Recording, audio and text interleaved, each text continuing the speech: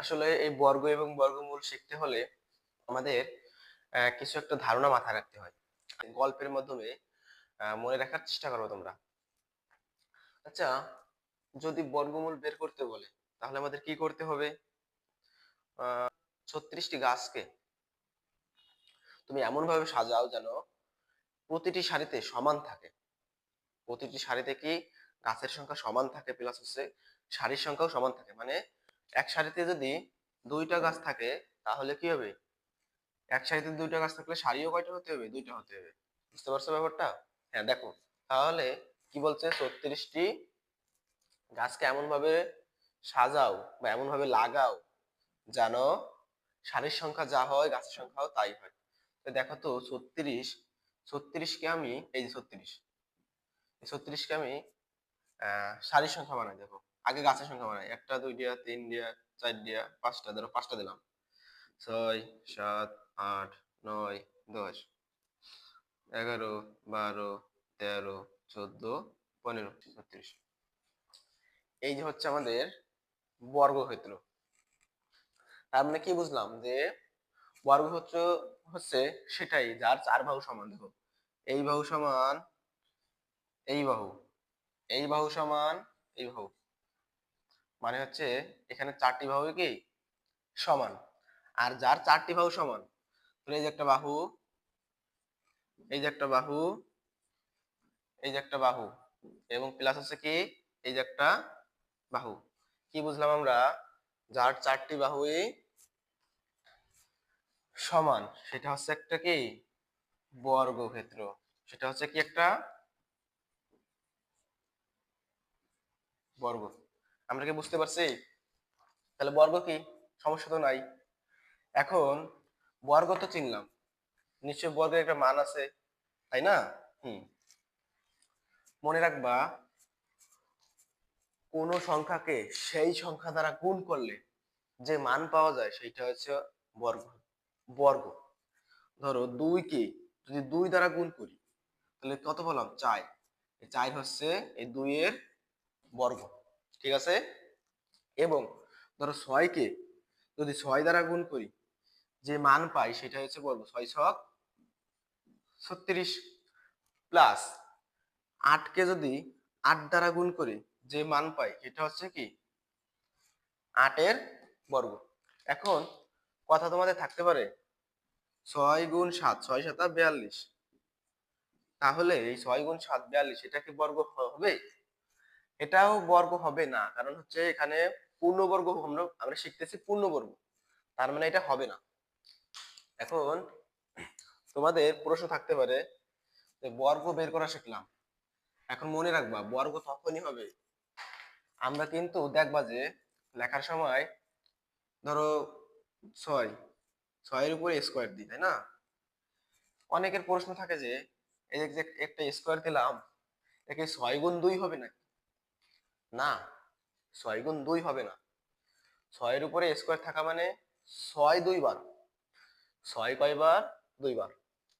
দেখো এখানে অনেকে ভাবে ভাবে কিভাবে যে 6 গুণ 2, নো, এটা হবে না। আমাদের কি করতে হবে? আমরা যদি কখনো বর্গ বের করি, স্কোয়ার থাকা মানে এটা মনে রাখতে হবে বর্গ করতে হবে। তার মানে 6 গুণ 2 কি হবে? 6 গুণ 6 মানে স্কোয়ার থাকা মানে 6 2 বার। তাহলে 6 ছক কত হলো?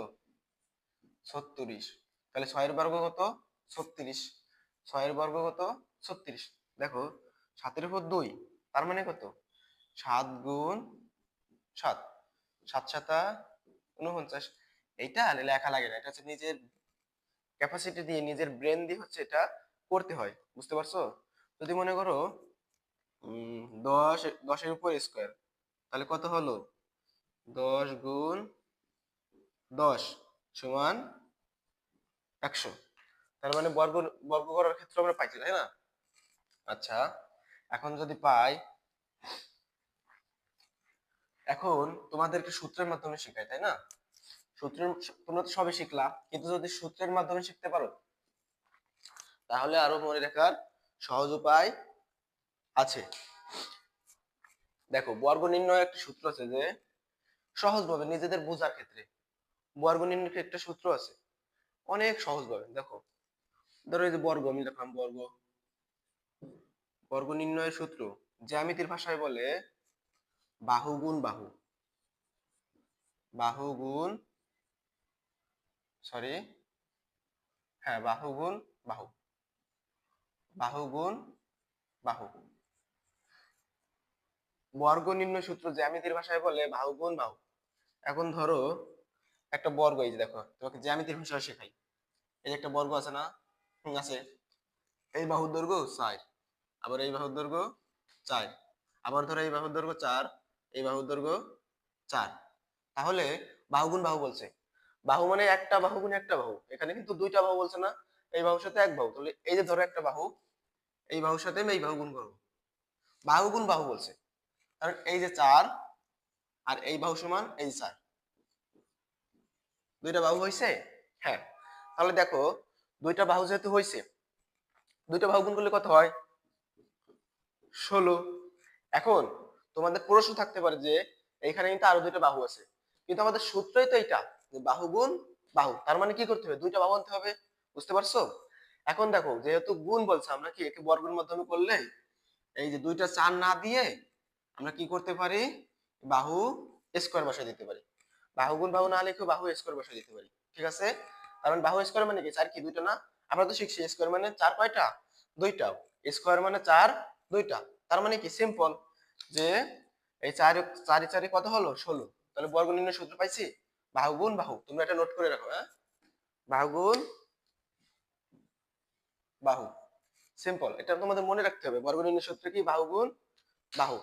এখন যদি আমরা আরো সহজ ভাবে তোমাদের বোঝাই, এটা তো তোমাদের শেখাইলাম হচ্ছে জ্যামিতির ভাষায়, কিন্তু আমরা যদি আরো সহজ ভাবে বুঝি তাহলে মনে রাখবা যে বর্গ নির্ণয় সূত্র হচ্ছে বর্গ সমান হচ্ছে, ধরো তুমি একটা মাঠে গাছ লাগাইতেছো, এখন যদি গাছ লাগাইতে যাও নিশ্চয়ই গাছ কতটি ছিল এটা থাকে, অথবা ধরো গাছ প্রতি সারিতে কতটি লাগাচ্ছ এটা থাকে, এবং যে হচ্ছে তুমি হচ্ছে যে কয়টি সারি লাগাইছো এটা থাকে। তাহলে কিভাবে বাজার করে মনে রাখবা যে বর্গ সমান হচ্ছে সংখ্যা। এখন এভাবে যদি মনে রাখতে যাও তাহলে তোমাদের হবে, দেখো সারির সংখ্যা ধরো 6 গুণ সারিতে গাছের সংখ্যাও 6, 6 ছক 36। একটা কথা মনে রাখবা যে সারির সংখ্যা যা হবে গাছের সংখ্যা তাই হতে হবে, সারিতে গাছের সংখ্যা তাই হতে হবে। কারণ তুমি এখানে 5 দিলে কিন্তু এটা বর্গ হবে না। আমি তো আগেই বলছি যে বর্গ হতে হবে যে তোমার আহ বর্গ হতে হবে তোমার এমন যে প্রতি সারিতে যে কয়টি গাছ আছে সারির সংখ্যা তাই হতে হবে। একটা সারিতে যদি দুইটা গাছ থাকে সারির সংখ্যা কয়টা হতে হবে? দুইটা হবে। মানে এক কথা হচ্ছে গাছের সংখ্যা প্লাস হচ্ছে সারির সংখ্যা একই হতে হবে, তাহলে তোমার বর্গ বের হবে।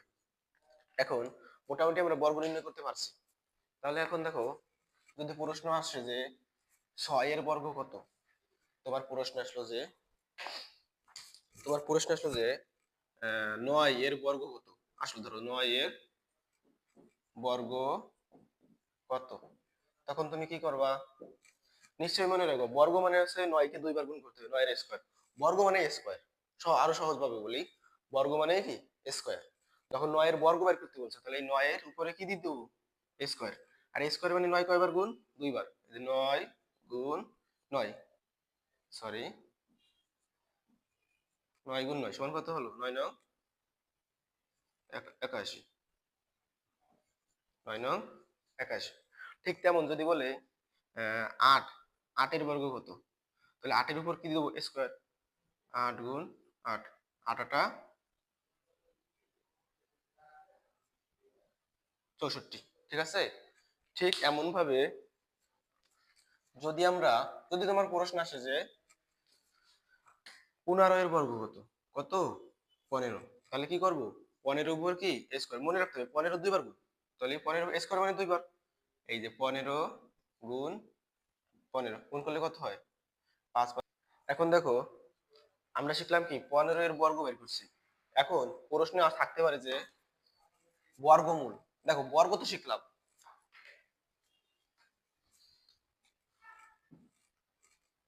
বর্গ শিখলাম, বাকি আছে কি? বর্গমূল। ওই যে আমরা যে শিখছি একটা বর্গ শিখছিলাম না, কত বর্গ শিখছিলাম? যে বর্গ শিখছি হচ্ছে তোমাদের, এই দেখো 36 দেখাই, 36 কি তোমাদের বর্গ, তাহলে 36 যদি বর্গ হয় 36 কে আমরা কত কত দিয়ে গুণ করছি? একটা সংখ্যা আছে না, যে সংখ্যাকে সেই সংখ্যা দিয়ে গুণ করছি, সেই সংখ্যাটি হচ্ছে বর্গমূল। সিম্পল। ধরো 36 কে আমরা কত দিয়ে গুণ করছিলাম? দেখো, 6 ছক 36, 6 গুণ 6, 36 পাইছিলাম না? বা 6 স্কয়ার সমান 36 পাইছিলাম না? এই যে তোমার হচ্ছে এই এই একটা সংখ্যাই হচ্ছে তোমার বর্গমূল, বর্গমূল। এবং হচ্ছে তোমাকে যদি বলি এ স্কয়ারকে ধরবা না, এ স্কয়ার মানে তো তোমার বর্গ, এ স্কয়ার আইসে বিধায় তুমি বর্গ পাইছো, কিন্তু এই যে একটা পূর্ণ সংখ্যা এটাই হচ্ছে তোমার বর্গমূল। বুঝাইতে পারছি তোমাদের? এরকম যেখানে পাবা সেটাই হচ্ছে তোমার বর্গমূল। ধরো 7 এর উপর স্কয়ার, 7 7 49, কিন্তু এই 7 হচ্ছে তোমার বর্গমূল। ওকে, এটা কিন্তু অনেক সহজ, আর এই সহজ ভাষায় তুমি সবকিছুই পারবা।